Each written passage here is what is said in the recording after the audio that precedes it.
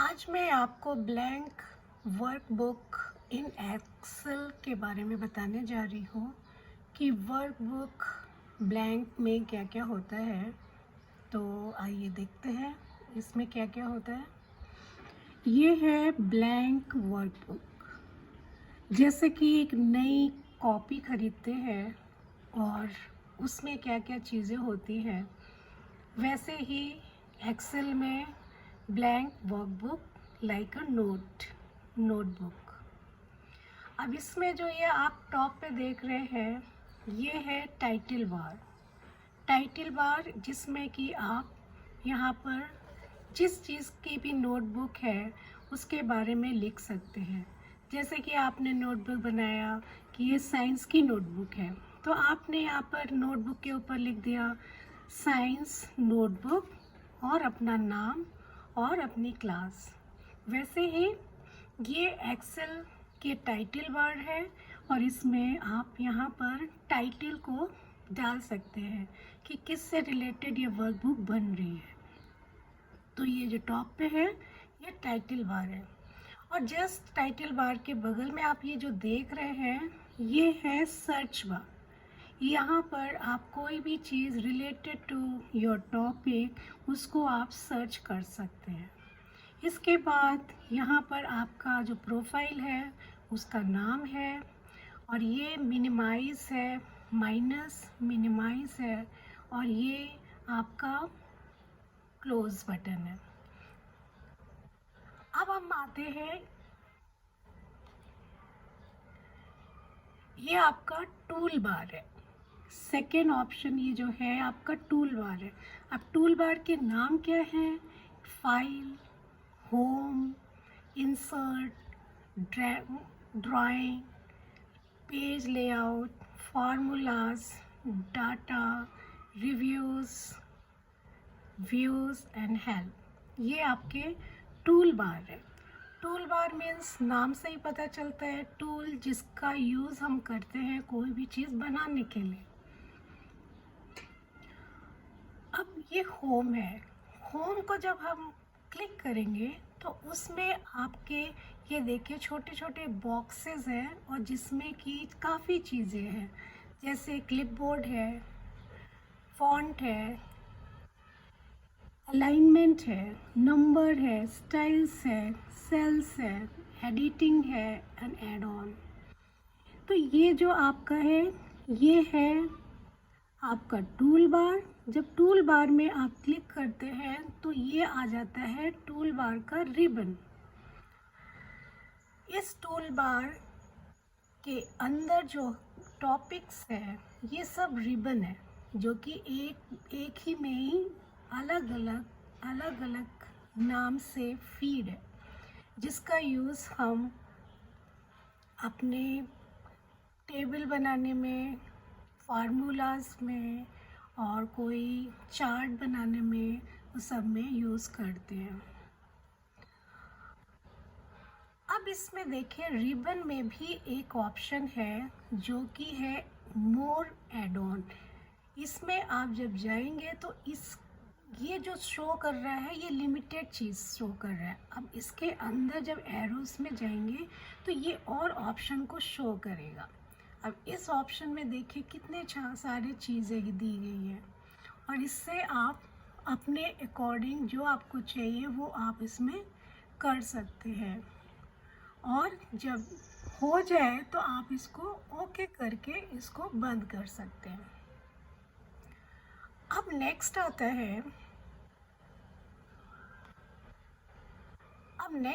है कि customize quick access tool bar. अब customize quick access tool bar क्या होता है?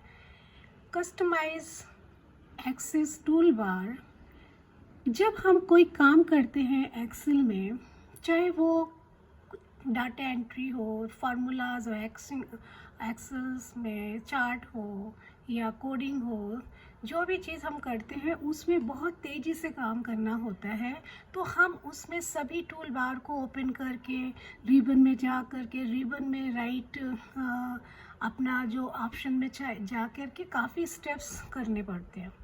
तो उस टाइम इतना टाइम नहीं होता, और तो उसके लिए यहाँ पर customize quick access tool bar बनाया गया है। इसमें क्या बनाया नहीं गया है, ये आप खुद बना सकते हैं। तो इस एक्सेस टूल बार में आप ऑप्शन में जाइए और यहाँ पर आपको ऑप्शन मिलेगा एक्सेस टूल बार का। तो उसमें उस टूल बार में आप जा करके आप ऐड ऑन कर सकते हैं। जैसे ये कस्टमाइज है, इसमें क्या क्या ऑप्शन दिया हुआ है, इसमें देखिए customize quick access tool bar में ओपन सेव ऑप्शन है। देखिए सेव ऑप्शन क्या है, आप यहाँ पर देख रहे हैं ये पिंक कलर का ये सेव ऑप्शन है। ये कि इसको मैंने यहाँ पर customize quick access tool bar में ऑलरेडी सेव कर दिया है। तो सेव ऑप्शन है, ईमेल ऑप्शन है। देखिए ईमेल ऑप्शन को भी मैंने यहाँ पर customize quick access tool bar में सेव कर दिया है। अब स्पेलिंग है, आप कोई चीज़ लिख रहे हैं और उसमें आपको चेक करना है, स्पेलिंग चेक करना है, तो इसका भी यूज़ बहुत ज़्यादा होता है। तो इसको भी customize quick access tool bar में सेव कर दिया है कि हम फिर बार बार जा कर के दूसरे टूल बार्स में जा कर के बार बार ओपन करना है और सेम चीज़ें यूज़ करनी है। तो उसको customize quick access tool bar में सेव करके ईजी अपना काम करते हैं। डू अनडू, जब कोई काम कर रहे हैं वो चीज़ को डिलीट कर दिया या उसको फिर से वही रिव्यू करना है तो आप डू अनडू भी यूज़ करते हैं। तो डू अनडू का भी सिग्नल ये देखिए साइन ये है और इसको यहाँ पर भी एक्सेस कर दिया customize quick access tool bar में। अब आते हैं, अब इसमें और ऑप्शंस आते हैं, sort ascending order, descending order, according to your work. आप कौन से चीज़ में आप काम कर रहे हैं उस चीज़ का यूज़ सबसे ज़्यादा है, तो उसको आप customize quick access tool bar में आप रिबन बना करके अपना खुद रिबन बना करके अपना काम कर सकते हो।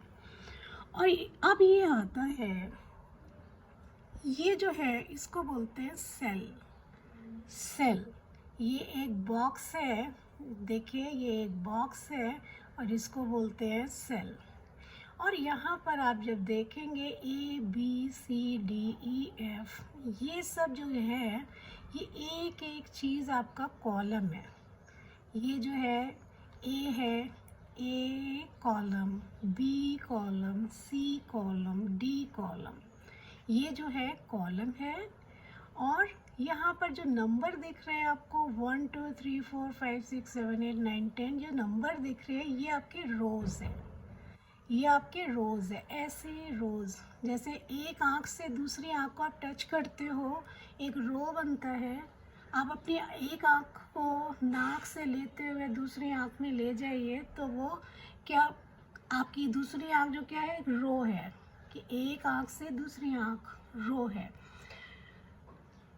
ऐसे ही A जो है कॉलम है, B कॉलम है, C कॉलम है, D कॉलम है, E कॉलम है। ऐसे बहुत सारे कॉलम्स एक्सेल में अवेलेबल हैं।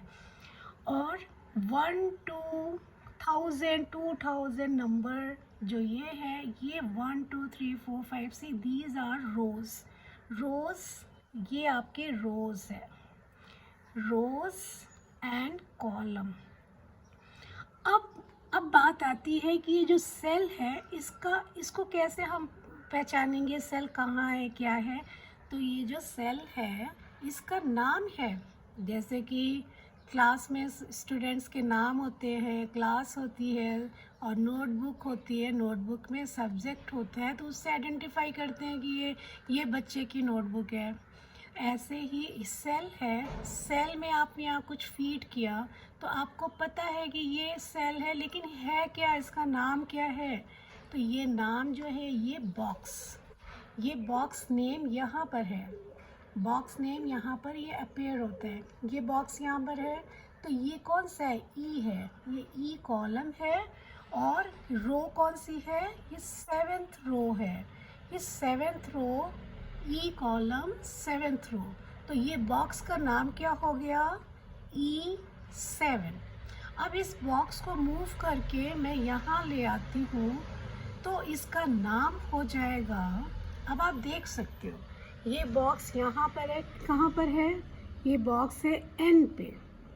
ये एन जो कॉलम है और इसका जो रो है, इसकी जो रो है वो है 12। ये 12 नंबर रो है और कॉलम जो है एन है। तो इस बॉक्स में जो शो कर रहा है, इस बॉक्स में शो कर रहा है N12। तो this is a name of the cell. अब आते हैं कि हमने कॉलम में अकॉर्डिंग टू योर डाटा कि कॉलम में आपको क्या क्या एंट्री देनी है, तो वो आप इसमें लिख सकते हो। अब ये नीचे आप देख सकते हो कि ये सीट, ये देखिए सीट 1, सीट, आप इसको प्लस को ऐड करेंगे तो seat 2, seat 3, seat 4, like your notebook.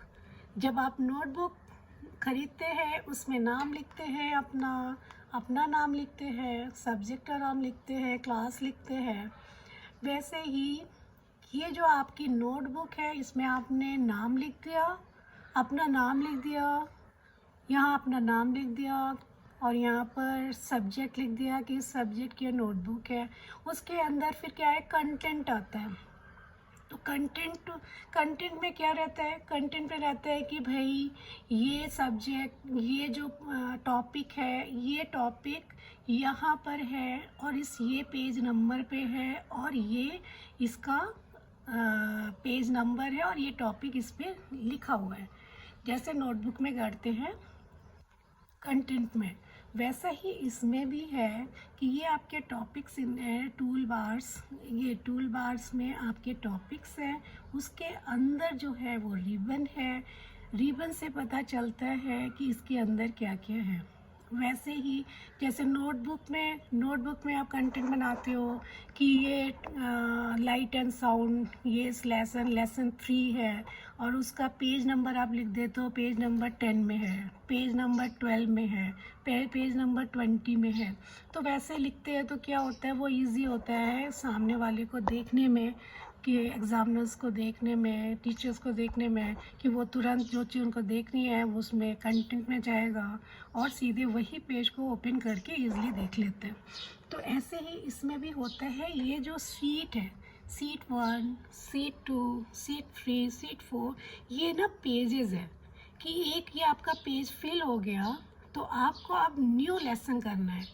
New lesson means pile up करना है आपको। एक जैसे साइंस की नोटबुक बनाया आपने, लाइट एंड साउंड कर दिया, नेक्स्ट टॉपिक जो आपका है उसमें प्लांट है, तो नेक्स्ट टॉपिक है एनिमल्स है, नेक्स्ट टॉपिक आपका एटमॉस्फेयर है।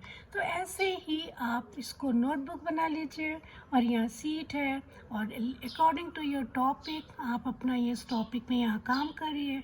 फिर आपका नेक्स्ट टॉपिक मिलता है तो आप सीट 2 ओपन करिए और उसमें नेक्स्ट टॉपिक डालिए और वहाँ पर उसमें काम करिए। ऐसे जब कंप्लीट हो जाए तो आपका सेव ऑप्शन आता है, तो यहाँ फाइल में जाइए और फाइल में जा कर के यहाँ ऑप्शन है सेव एस में जाएंगे तो यहाँ पर आपको काफ़ी चीज़ें दिखेंगी, वन ड्राइव एंड ब्राउज़। आप ब्राउज़ में जाएंगे, ब्राउज़र में आप देखेंगे कि आपको कहाँ स्टोर करना है। आपको डेस्कटॉप में स्टोर करना है या आपने ऑलरेडी फ़ोल्डर बनाया हुआ है। यदि आपने फ़ोल्डर बनाया हुआ है तो वो बहुत इजी होता है आपको अपनी फ़ाइल को पहचानना कि अब मेरी फ़ाइल यहाँ पर रखी है।